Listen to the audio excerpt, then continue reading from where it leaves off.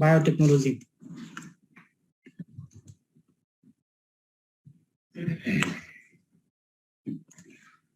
First of all, we will learn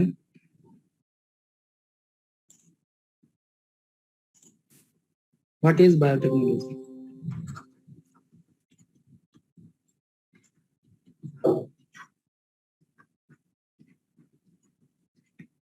What is biotechnology? এর answer আমরা কি বলতে পারি? This is a science of all possible genetic manipulations.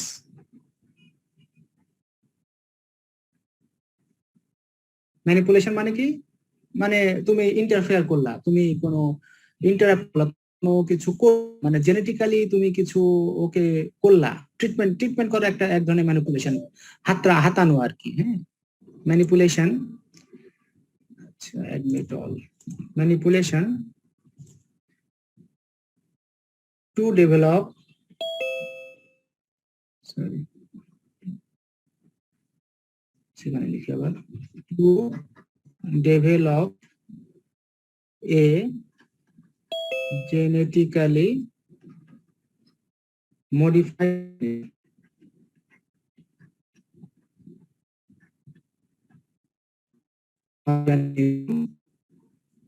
by একটা genetically organism করতে চাই আমরা। হ্যাঁ, কিভাবে জেনেটিক ম্যানিপুলেশন করে একটা জেনেটিক্যালি মডিফাইড অর্গানিজম আমরা তৈরি করতে চাই বাই কিভাবে অল্টারিং মানে বুঝো তো, যে আমরা প্যান্ট ট্যান্ট অল্টার করি, ছোট হয়ে যায় বড় করি, বড় হয়ে যায় ছোট করি, এরকম আর কি। অল্টারিং সিলেক্টেড জিন, একটা অথবা অনেকটা সিলেক্টেড জিনস, এটা মানে হচ্ছে এটা বহু বচন যদি লাগে আর কি, একটা অথবা অনেকগুলো জিন পরিবর্তন করে, so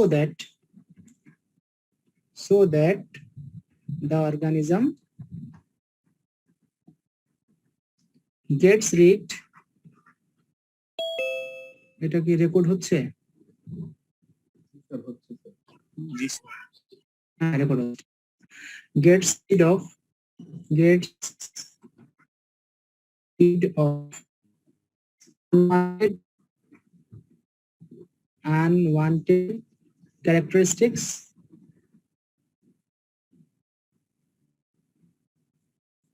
or gains the property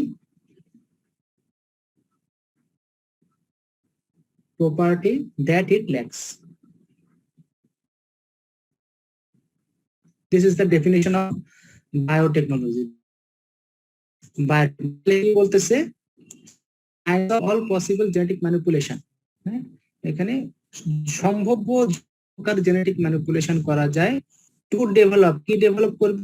genetically modified organism করবে by altering select genes so that the organism get rid of unwanted characteristics or gains the property it lacks, এবং যেসব প্রপার্টি আমরা পছন্দ করি সেটা যাতে হয়ে যায়।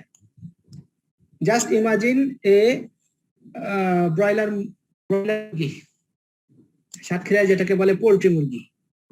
হ্যাঁ, একটা মুরগি দৌড়ায় বেশি, এমন একটা ওই দৌড়ানোর জিনটা বের করে ফেলছে, অল্টার করে এমন একটা জিন দিছে যে মুরগি দৌড়ায় না, এমন একটা জিন দিছে যে মুরগিটা কম দিনের মধ্যে খেয়ে মোটা হয়ে যায় এবং দৌড়াবে না, নড়বে না, শুধু আর মাংস হবে, কম দিনের মধ্যে খাবে আর ইয়া হবে। যেটা ক্যারেক্টারিস্টিক, আমরা মাংস চাচ্ছি চাচ্ছি না মুরগি সেরকম হয়ে যাচ্ছে, হ্যাঁ, পাখনা যাতে পালক যাতে হয়ে যাচ্ছে। This is the definition of technology. ঠিক আছে, হ্যাঁ, লাস্ট দ্যাট সেটা দ্বারা কি বোঝাইছে? মানে যে প্রপার্টিটা সে ল্যাক মানে হচ্ছে অভাব, যে প্রপার্টি তার অভাব, যেমন ধরো একটা নরমাল ন্যাচারাল বড় হতে ধরো বাচ্চা থেকে বড় হতে ধরো তোমার 6 মাস লাগে, এইটা তার একটা ল্যাকিংস। তো আমি এটাকে মডিফাই করে এমন একটা জিন অল্টার করেছি যে 6 মাস না, মুরগিটা খাইলে 3 মাসের মধ্যে পূর্ণবয়স্ক মুরগির মতো মোটা হয়ে যাবে। এইটা হচ্ছে তার প্রপার্টি ল্যাক ছিল, এটাকে এই ল্যাকিংটা দূর করা হয়েছে আর কি, এইটাকে বলা হয়েছে। So how this is done, this is done by recombinant DNA. Recombinant DNA, that is the DNA that is recombined. What will be the definition of recombinant DNA? It is the DNA constructed by, let us see, constructed by hybrid combination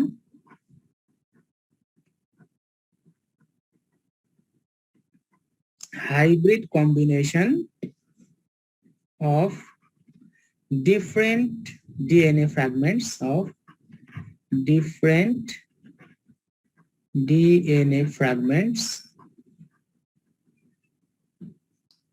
derived from different sources.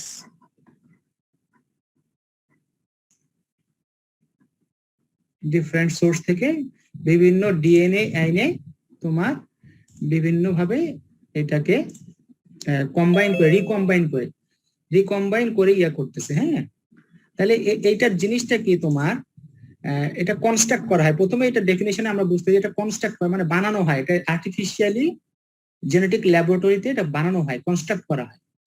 R hybrid মানে কি, যেখানে তোমার একের অধিক source থাকে। যেমন এখন খুব চলতেছে হাইব্রিড গাড়ি, তাহলে গাড়িটা চলে তেলেও চলে আবার ব্যাটারিতেও চলে, এটাকে আমরা হাইব্রিড বলতেছি। We are all hybrid of our parents. হ্যাঁ, আমাদের জিনের অর্ধেক আমাদের বাবার অর্ধেক মায়ের, আমরাও এটাকে আমরা হাইব্রিড বলতে পারি। সো ডিফারেন্ট সোর্স থেকে ডিএনএ কে এনে তোমার যে ডিএনএটাকে ল্যাবরেটরিতে কনস্ট্রাক্ট করা হয় সেটাকে আমরা বলতেছি রিকম্বিনেন্ট ডিএনএ। ঠিক আছে, যেমন ধরো এখানে যদি আমরা একটা ছবি দেখাই,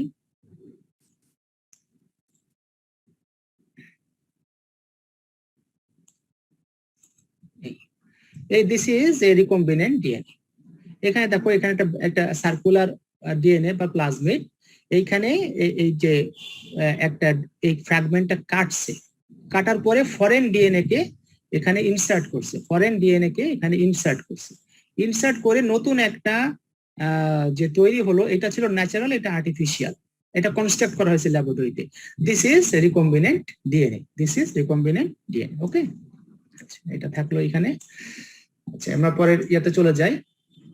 এই ডিএনএ কে বানানোর জন্য যে টেকনোলজি, সেই টেকনোলজিকে আমরা বলতেছি recombinant DNA technology.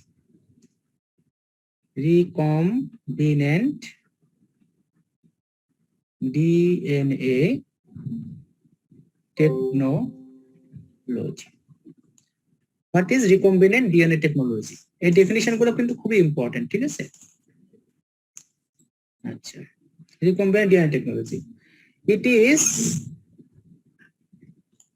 it is a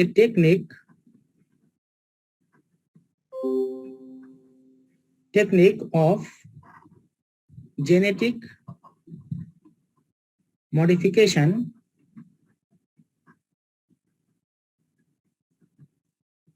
to achieve a এক মিনিট একটু, আচ্ছা সরি ফর দ্য ইন্টারাপশনটা, ফোন আসছিল। তাহলে আমরা কি বলছিলাম, what is recombinant DNA technology? It is a technique of genetic modification to achieve what? To achieve a desired goal.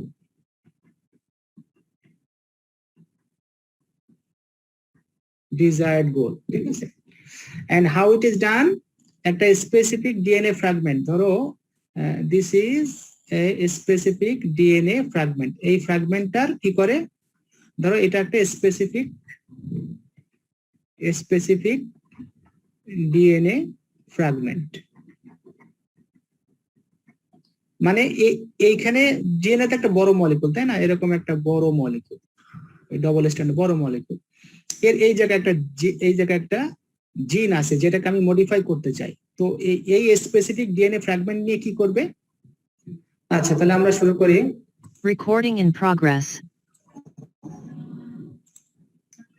যেটা আমরা বলছিলাম যে what is recombinant DNA technology, একটা স্পেসিফিক ডিএনএ ফ্র্যাগমেন্টের কি করা হয়? আইসোলেট করা হয়, এরপরে ম্যানিপুলেট করা হয়, এরপরে অ্যাম্পলিফাই করা হয়। অ্যাম্পলিফাই মানে কি? একটা থেকে অনেকগুলো বাড়ানো, অ্যাম্পলিফিকেশন। এরপরে কি হয়? এটাকে রিকম্বাইন করা হয়।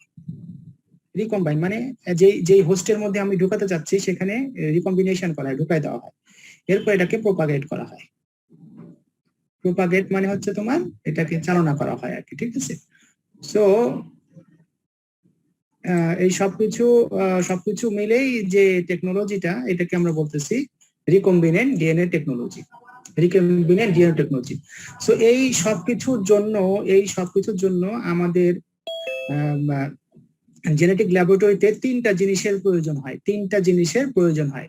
এই তিনটা জিনিসের আমরা যদি একটা ছবি দেখি, এই ছবিটা দেখলে আমরা বুঝতে পারবো এই তিনটা জিনিসের আমাদের খুব প্রয়োজন হয়। আমরা জুম করে দেখি। একটা হচ্ছে তোমার রেস্ট্রিকশন এন্ডোনিউক্লিয়াস, 2 নম্বর হচ্ছে ক্লোনিং অফ ডিএনএ, এন্ড 3 নম্বর হচ্ছে probe. These 3 tools are very much needed in a genetic laboratory. Number 1 is restriction endonuclease, number 2 is cloning, and number 3 is probe. Restriction endonuclease দিয়ে কি করে? এই একটা বড় ডিএনএ ফ্র্যাগমেন্টকে, হ্যাঁ কথা বলো না, ডিস্টার্ব করে বলা হয়।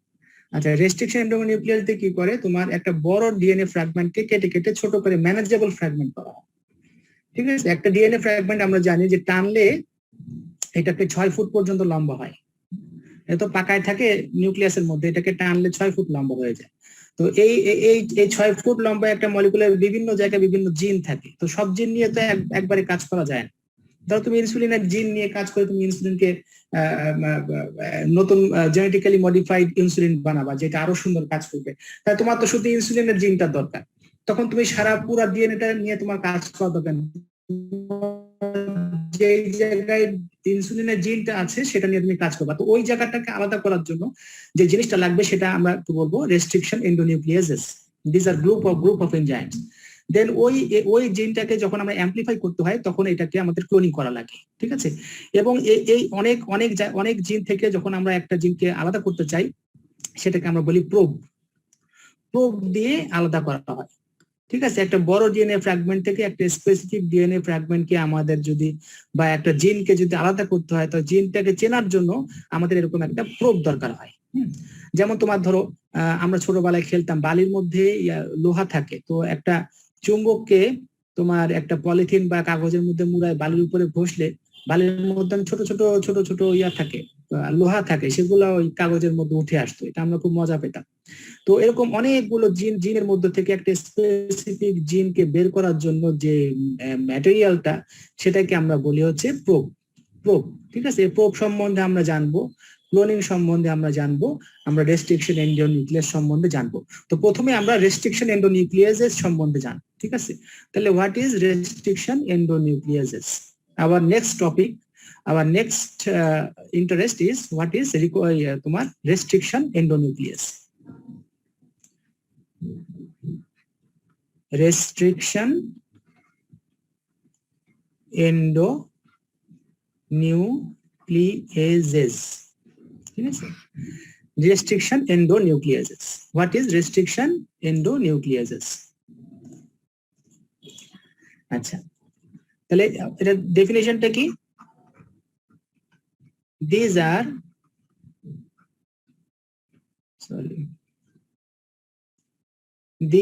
are bacterial enzymes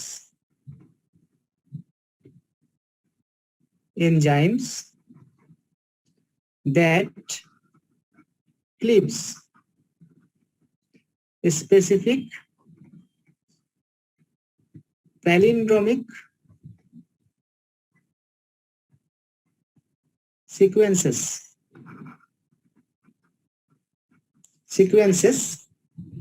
in dsDNA to make smaller manageable fragments. This is the definition. This is the definition of restriction endonuclease. These are তাহলে কি বলছে, these are bacterial enzymes. তাহলে এগুলো আসলে এই গ্রুপ অফ এনজাইমটা bacterial enzyme that cleaves, cleave মানে কি, কেটে ফেলা, cleave মানে কি, কেটে ফেলা, স্পেসিফিক প্যালিন্ড্রোমিক সিকোয়েন্স। প্যালিন্ড্রোমিক সিকোয়েন্সটা কি জিনিস সেটা আমরা একটু পরে দেখতেছি। In dsDNA to make smaller manageable fragment, যেটা আমি একটু আগে বলছিলাম যে একটা বড় মলিকিউল থেকে যে জায়গাটার মধ্যে জিনটা আছে ওই জায়গাটাকে কেটে ফেলা, ওই জায়গাটাকে আলাদা করে ফেলার জন্য যে টুলসটা, যে কাঁচের মতো যে টুলটা, সেটাকে আমরা বলবো রেস্ট্রিকশন এন্ডোনিউক্লিয়াস। তাহলে প্যালিন্ড্রোমিক সিকোয়েন্সটা কি জিনিস? প্যালিন্ড্রোমিক সিকোয়েন্স, একটা ডিএনএ এর মধ্যে তো বিভিন্ন সিকোয়েন্স থাকে, তাই না? একটা ডিএনএ এর মধ্যে তো তোমার বিভিন্ন ধরনের সিকোয়েন্স থাকে। ধরো তোমার এরকম একটা DNA molecule, this is a DNA molecule. তো এর মধ্যে this is the sequence of কি, various combination of A T C G A G এরকম করে থাকে না? তো এরকম চলতে চলতে এইটা 5 প্রাইম এন্ড, এইটা 3 প্রাইম এন্ড। আর এই মলিকুলের আমরা জানি এটা 5 প্রাইম এন্ড, এটা আমরা যেটা ডিএনএ এর বেসিক স্ট্রাকচার অ্যান্টি প্যারালাল ম্যানারে যেরকম থাকে, একটার মাথা একটা লেজ আর একটা লেজ একটা মাথা, যদি একটা 5 প্রাইম এন্ডের সঙ্গে একটা 3 প্রাইম এন্ড এরকম থাকে। তো যদি এরকম হয় একটা জায়গায় এসে এই জায়গায় জি এ এ টি টি সি এরকম থাকে, আবার এর অপোজিট স্ট্র্যান্ডে যদি এরকম থাকে জি এ এ টি টি সি এরকম যদি থাকে, তাহলে আমরা দেখো, আমরা জানি বেস পেয়ারিং ল দিয়ে আমরা জানি যে G is always opposite to C, A is always opposite to T, এরকম যদি থাকবেই। কিন্তু দেখো এখান থেকে যদি আমি পড়া শুরু করি জি এ এ টি টি সি, জি এ এটা জি হবে আর কি, হ্যাঁ, জি এ এ টি টি সি, আবার যদি এদিক থেকে পড়া শুরু করো জি এ এ টি টি সি, ঠিক আছে? তো এই যে অপোজিট থেকে পড়া শুরু করলে যে একই রকম সিকোয়েন্সটা আসে, এইটাকে আমরা বলি প্যালিন্ড্রমিক, ঠিক আছে? যেমন ধরো M A D A M, madam, এদিক থেকে শুরু করলে M A D A M, আবার যদি এদিক থেকে পড়া শুরু করো তাহলে কি হবে M A D A M, this is a palindromic word. আবার তুমি যদি লিখো রাডার, এদিক থেকে যদি তুমি পড়া শুরু করো আর এ ডি এ আর, এদিক থেকে পড়া শুরু করলে R A D A R, this is called palindromic. So এই ডিএনএ ফ্র্যাগমেন্টের মধ্যেও যদি এরকম একটা সিকোয়েন্স চলে আসে যে 5 প্রাইম এন্ড থেকে পড়া শুরু করলে যেরকম হয়, অন্য স্ট্যান্ডার্ড 5 প্রাইম এন্ড থেকে পড়া শুরু করলে একই জিনিস হয়, that is called palindromic sequence. So restriction endonucleases always cleaves the DNA fragment in a palindromic sequence. যখন একটা প্যালিন্ড্রমিক সিকোয়েন্সটা চলে আসে তখন সে চিনতে পারে এবং সে কেটে ফেলে। এবং এটা ফ্যামিলি অফ এনজাইম, বিভিন্ন রেস্ট্রিকশন এন্ডোনিউক্লিয়াসের জন্য বিভিন্ন প্যালিন্ড্রমিক সিকোয়েন্স সে চিনতে পারে, এটা স্পেসিফিক, ঠিক আছে? তো এরকম একটা খুবই ইম্পর্টেন্ট আমরা এনজাইমের নাম এখন আমরা জানবো, যেটা হচ্ছে নাম হচ্ছে তোমার tag DNA polymerase. Tag DNA polymerase. This is a restriction enzyme. This is a restriction enzyme and এইটা তোমার আমরা বর্তমানে যে বহুল আলোচিত আরটিপিসিআর, এই আরটিপিসিআর এ এই ট্যাগ ডিএনএ পলিমারেজ ইউজ হয় এবং এটা একটা স্পেশাল টাইপ অফ এনজাইম। হ্যাঁ, এটা একটা স্পেশাল টাইপ অফ এনজাইম, এটা একটা স্পেশাল টাইপ অফ এনজাইম। কেন স্পেশাল টাইপ অফ এনজাইম? কেন? Because it is a thermostable stable enzyme. আমরা জানি enzymes are heat labile, enzymes are protein in nature, এবং আমরা জানি যে প্রোটিনকে যখনই হিট দেওয়া হয় তখন এটার ইয়া হয়ে যায়, কোয়াগুলেশন হয়ে যায় বা ইয়া হয়ে যায়, কি বলে এটাকে, কোয়াগুলেশনের আগের স্টেপটা কি জানিস? হ্যাঁ, থ্যাংক ইউ, ডিন্যাচারেশন। তো ডিন্যাচারেশন যখন হয়ে যায় তখন একটা প্রোটিনের নেটিভ প্রপার্টি আর থাকে না।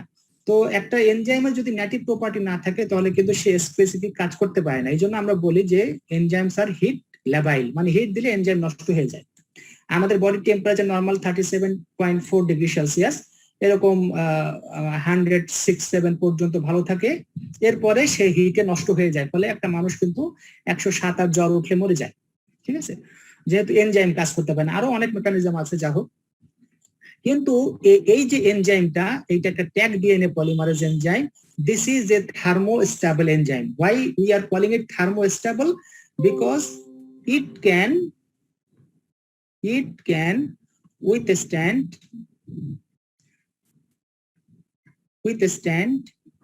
মানে কি? সহ্য করা। it can withstand up to 100 degree Celsius temperature. কোন এনজাইম 100 ডিগ্রি সেলসিয়াস তাপমাত্রায় সাধারণত কার্যকর থাকে না, কিন্তু tag DNA polymerase is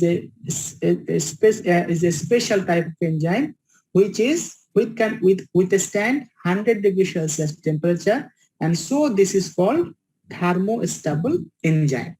And this enzyme is obtained from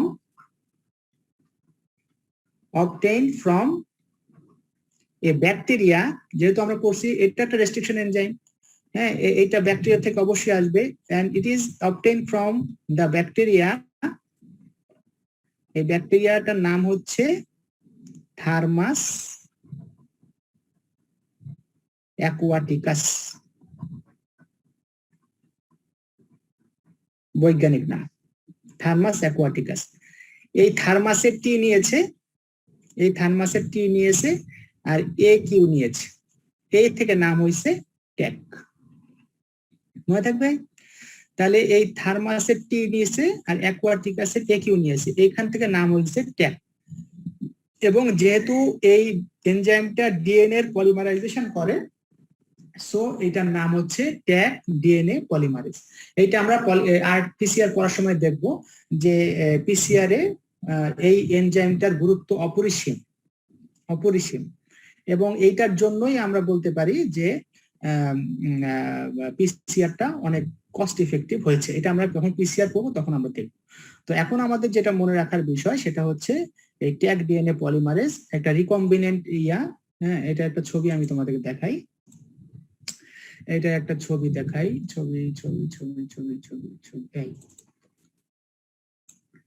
এই যে এটা ছবি।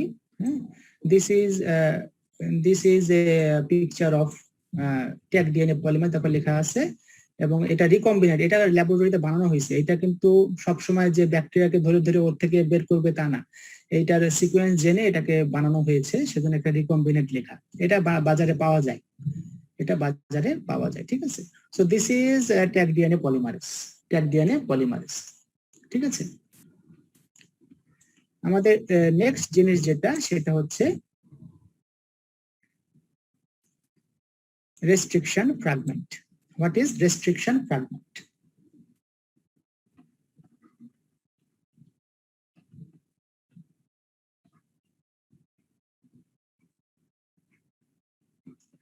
What do you mean by restriction fragment?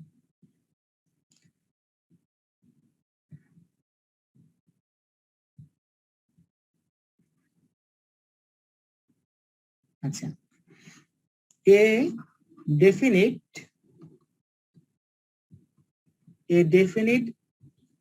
RE মানে কি? Restriction enzyme.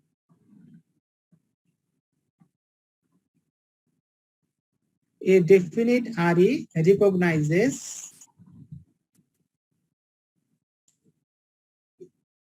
restriction site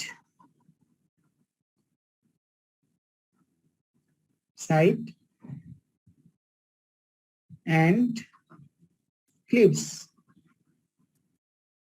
the DNA molecule into numerous DNA fragments. of varying size called restriction fragments.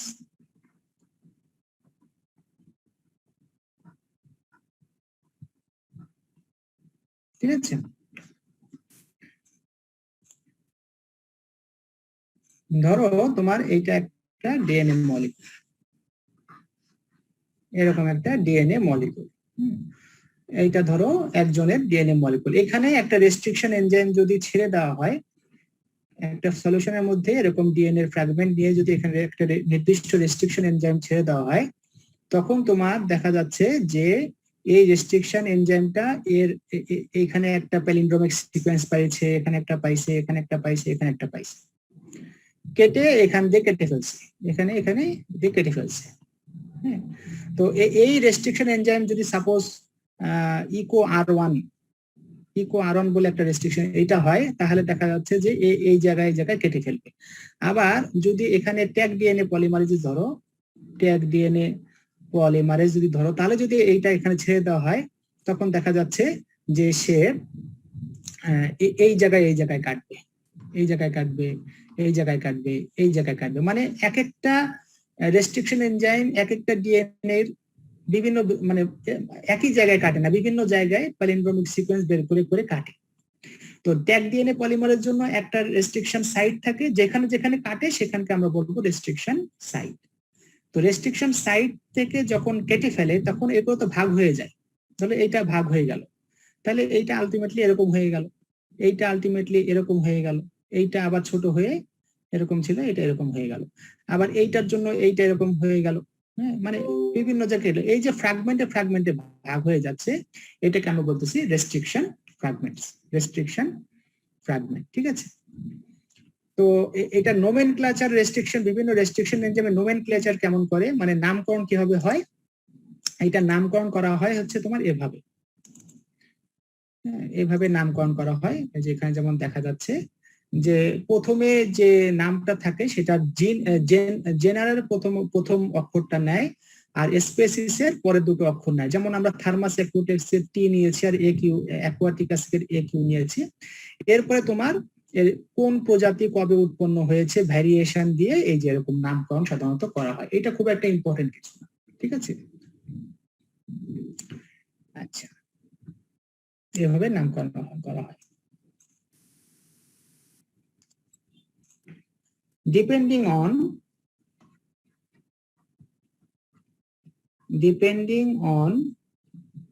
the number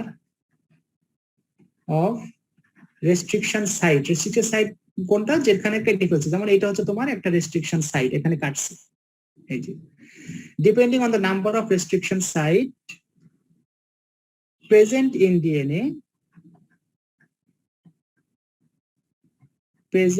DNA for a given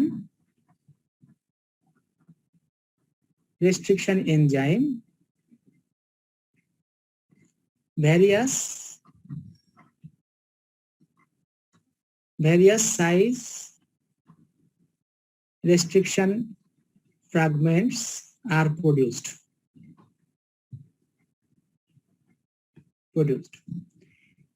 A given piece of DNA has characteristic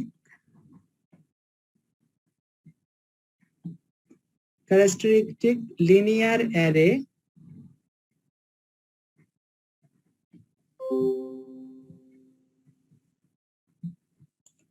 array of restriction site for various restriction enzymes, which is called restriction map.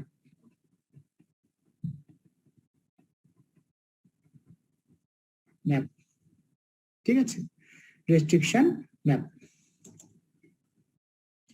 তো এই যে restriction enzyme বিভিন্ন DNA কে কাটে, এই কাটাটা দুই প্রকার হতে পারে। একটা হচ্ছে এই যে কাটাটা কোথায়, এই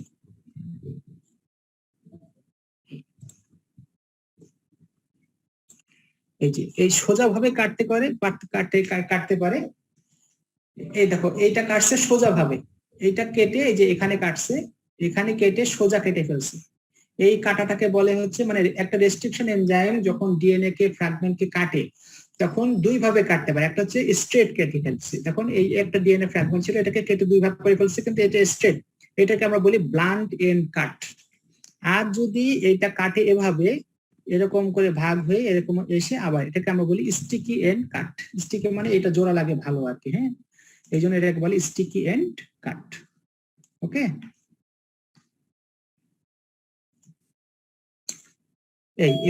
this is a very much important tool for